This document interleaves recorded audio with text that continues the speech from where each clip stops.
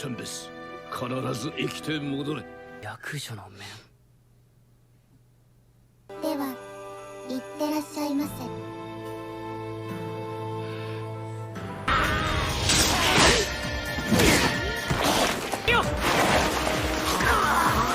無力じゃない。動け。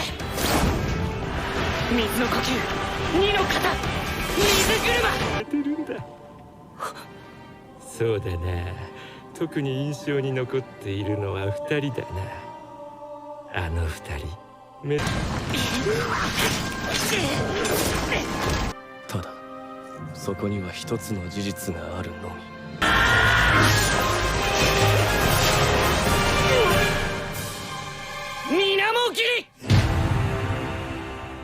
What's going on, guys? Welcome to Tasty Flicks. My name's Seth. Joining me is Chevy, and we just watched episode 4 of season 1 of Demon Slayer.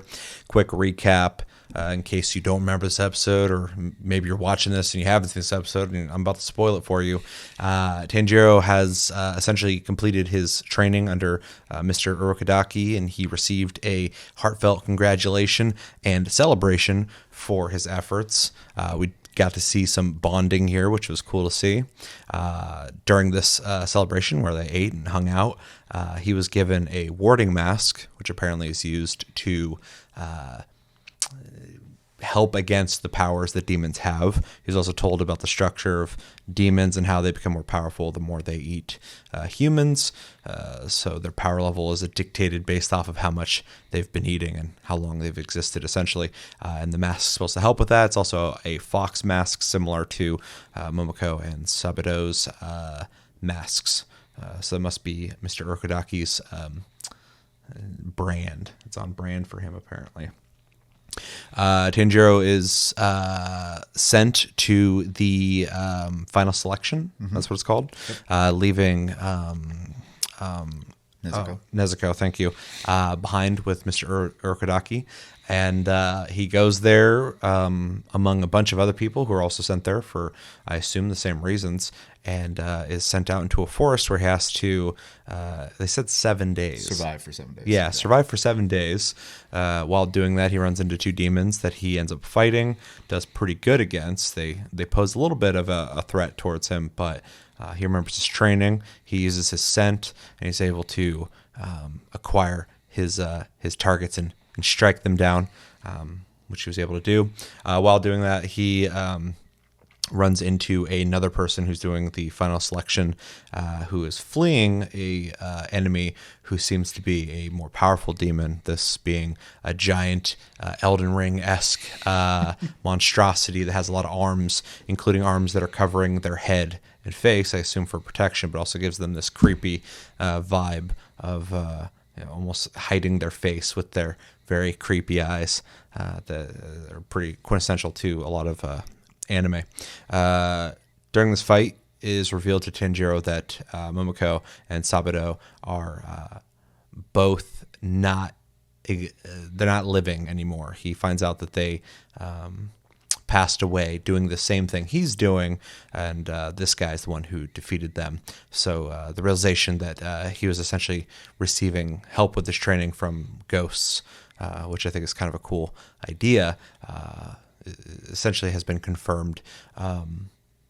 During this, he is tested in the sense that he attempts to fight this demon, but his breathing is off. It's uneven because of the circumstances, but through the fight, he gets his shit together, essentially, and is able to get in close, and seemingly, at the end of the episode, is able to succeed where Sabado failed in severing his head, or at least it seems like that at the end of the episode. We don't know because it just kind of ends as soon as he connects, but something came off of him. Seems like the top of his head or something. I don't know. I'm sure in the next episode he'll still be like alive, be like, ha ha ha ha, you thought you got me, but we'll find out.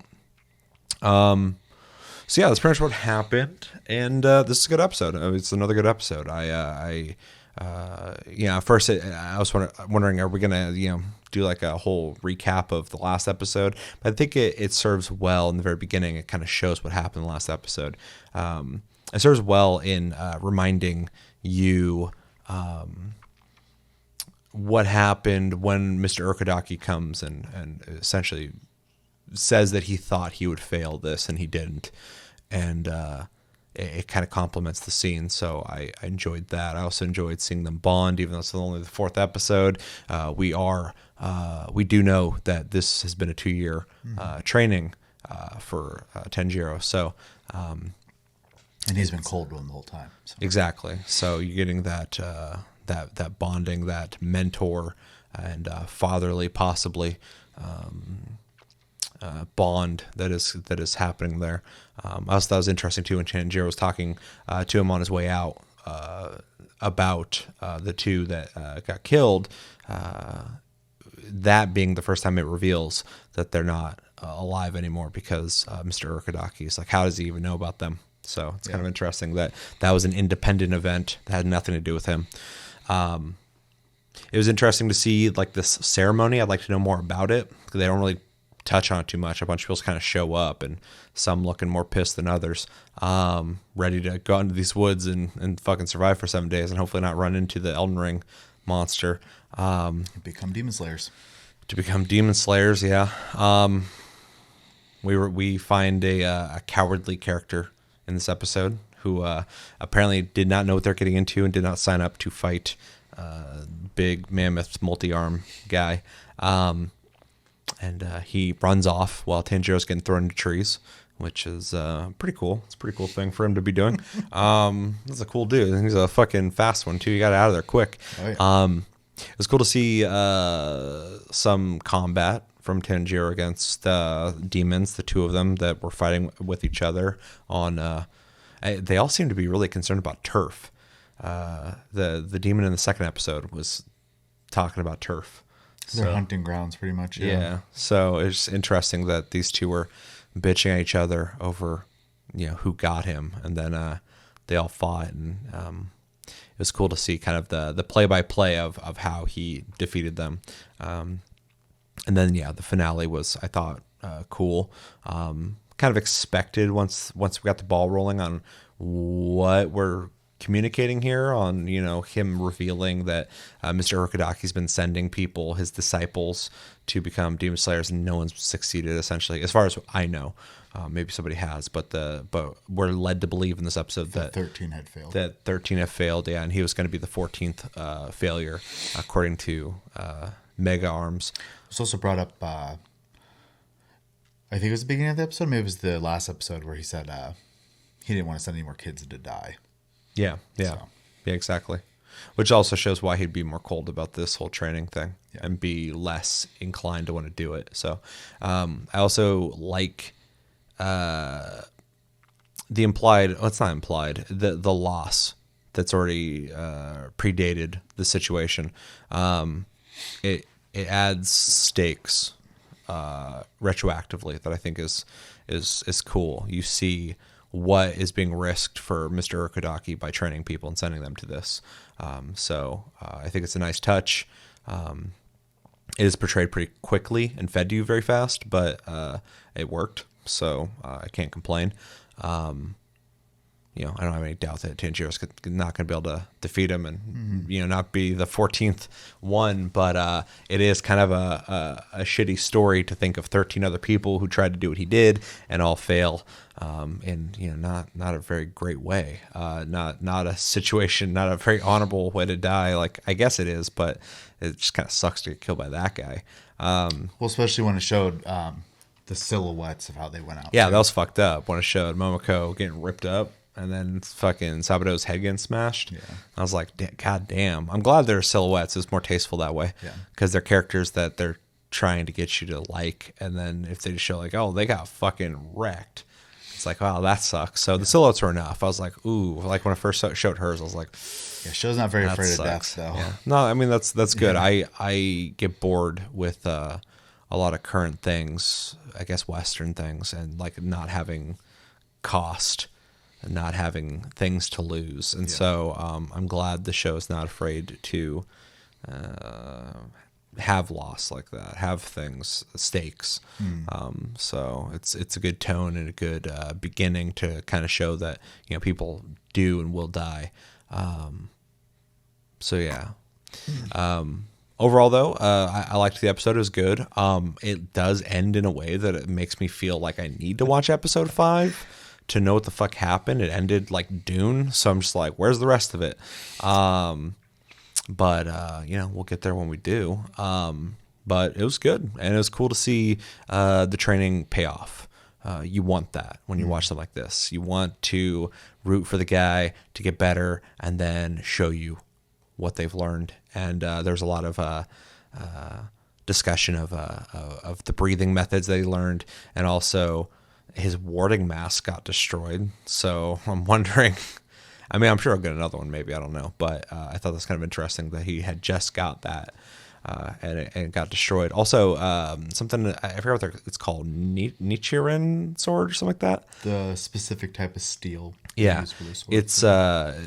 it's explained in the episode that cutting off a demon's head with anything other than that is only going to separate the two parts of the demon, essentially, like we saw in episode 2. And so you need a specific type of sword, almost like a stake in a vampire. You have to have specific things to kill him. So that is an interesting dynamic other than daylight. Yeah, and without spoiling much, the title of the next episode was called like Something steel. I received steel or my first steel or something. My own steel, I think. Something like that. So it'll go more into the weapon stuff. So Yeah. Interesting. But yeah, I mean, I agree. I think one of my favorite things about this episode is, and up to this episode, I will say, is you can really tell they're trying to pace you through what would be essentially the beginning of a lot of animes, which is the beginning, the training arc, and then the story. We're just kind of rushing through that to get to essentially like the plot points. And I think they've done it in a way that doesn't feel rushed, but also is respecting our time, which I really appreciate. Yeah, I mean, if you've been watching anime since the 90s, you know the training sequences and them getting better over time situation. I mean, yeah, I don't need to see it, but if you are going to do the shortcut, you need to sell it well, and I think they did. Yeah. You also kind of get a taste of his training paying off with him like mastering the breathing, which is represented in the water effects that we see when he's fighting, and the threads showing like when he knows when to strike, essentially, is a visual representation of that. I also like it, especially like when the two were fighting him, how the string was kind of like all over the place because the smell wasn't like locked in. Yeah. And then as soon as it was time to strike, goes taut and boom. Yeah. Death strike. Yeah, it's interesting. It is. I noticed that with the episode before too. It reminds me of like a locking on with a missile. Like it's Kinda, like yeah. beep beep beep beep beep beep. Like it's finding its target. It's interesting. And I said that when we're watching it too. I think it's interesting how they represent scent as a factor in combat, especially in a way that makes it seem like he's like narrowing in on his target to strike. Also, his attacks that have the water effects are really, really interesting looking, especially that final strike in the end of the episode was really cool looking. Yeah, it becomes very like comic-esque looking. Yeah. But I like it because it pops. So like it That adds looks emphasis. like a special attack. Yeah. It was a little weird at first because like usually they just kind of go ham with with the same color tones and stuff, and in this they just really make it vibrant. Like it's in your face, you know it's coming. Especially when he freed the chicken shit guy. Yeah. And there was the circle because he did a 360-degree slash. Yeah, it was cool. Yeah, and a lot of this is cool now, and I am also, not to go too far forward, obviously, but it doesn't get overplayed either. We don't like see a string every single time, for every episode. I feel like it's like kind of an introduction to understand where he's coming from. Yeah, and just see things how he does, essentially. Yeah. It would be kind of annoying if every episode there's like strings and just constant one shots. It would be stuff, be too repetitive. Exactly. I can't do the same thing over and over again. So yeah. And then like getting a little more backstory on the mentor and his relationship with his students and his past and stuff. It's nothing super detailed, but it's just enough to like feel for the guy. Yeah. And again, very grim tones, because these are all kids. So Yeah, I wasn't even thinking about them as kids until they kind of like mentioned that they're kids. I was like, that's kind of fucked. yeah, But I mean, it's anime, so they're typically younger anyway. But I never really think about it. I'm paying attention to the characters or whatever. But yeah, then when they kind of mentioned that, I'm like, yeah, that's really fucked up. yeah, yeah. I mean, other than that, I think it's also kind of neat when they're walking up, or when he's walking up to the ceremony or whatever, and all the trees are all there, and it's kind of explained that they're a ward for the demons, so that spot is safe. Yeah. So Yeah, I was kind of, I mean, I got that, but I was like, what's keeping the demons there or whatever, essentially. But it just seems like you just don't go into those woods. yeah, So unless you're a demon slayer trying to fucking test yourself. yeah. Unless two creepy twins send you out there to survive. Yeah. So Yeah, those twins were fucking super creepy. There's just a bunch of like mangy fucking dirty kids with fucked up hair looking pissed, and two weird twins going like, hey, go out there and find out if you can live or not. yeah, Always love when that happens. yeah. The overall good episode.